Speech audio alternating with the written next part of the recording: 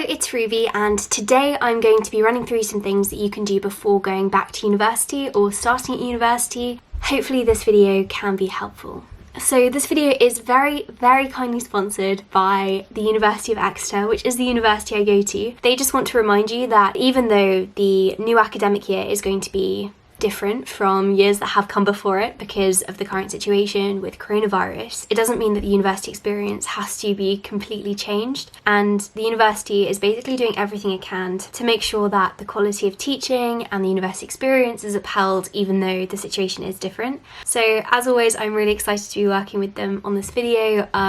Basically I'm just going to run through some things that I'm doing in preparation for the new academic year, things that you might want to do, and even though I'm not planning to go back to Exeter until mid-September when the new academic term starts, it feels like it's just around the corner and I'm really excited to go back. Obviously because we've been off for so long, being on campus seems like a kind of distant dream, and yeah, it'd be so lovely to actually see university friends again and be able to go to the library and just be in the city. I'm also so excited for my modules this year.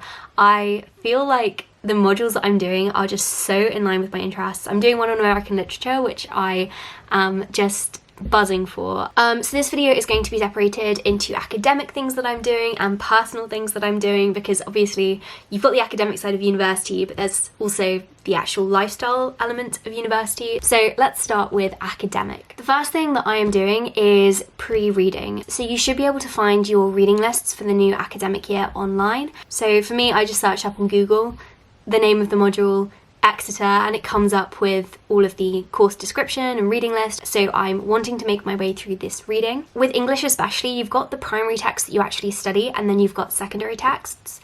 So I am trying to read the first few weeks worth of primary text, but focusing mainly on the secondary reading, which I might not find myself having the time to do when I'm actually back in the swing of things at university. This is how I'm tracking all of my reading.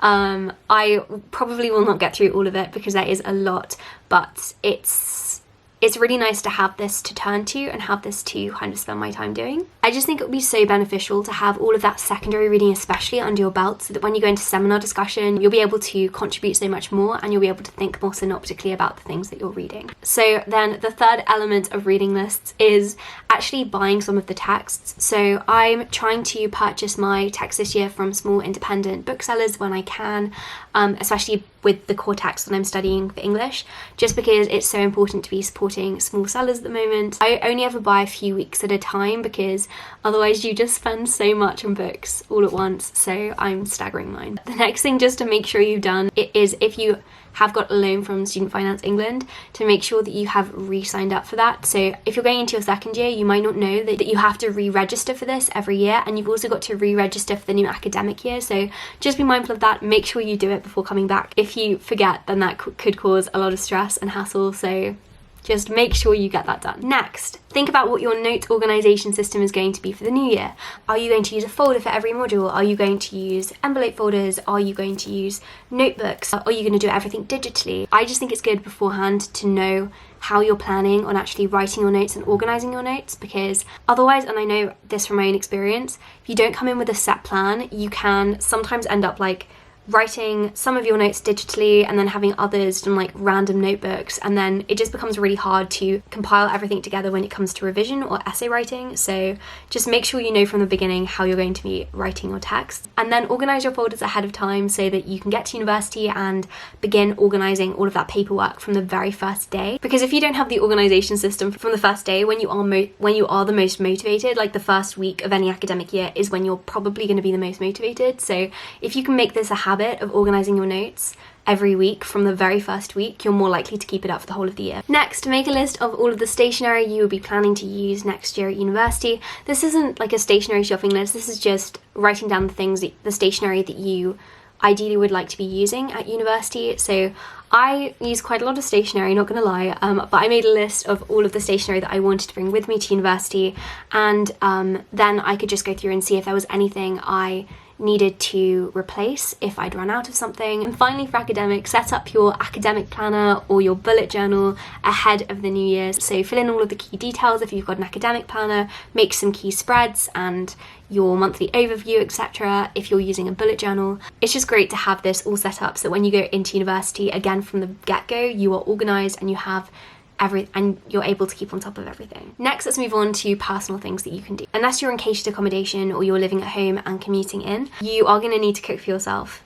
I've gone through some new recipes, maybe recipes that I've been practicing over lockdown, written these up so that when it comes to those late nights after lectures, I can easily find recipes and like healthy food to make, because decision fatigue is an actual thing, and when you're hungry especially, you don't really want to spend that time and that energy deciding what you're going to eat. So having recipes which are easy, which you know you like, that you can just go to recipes, it's so handy.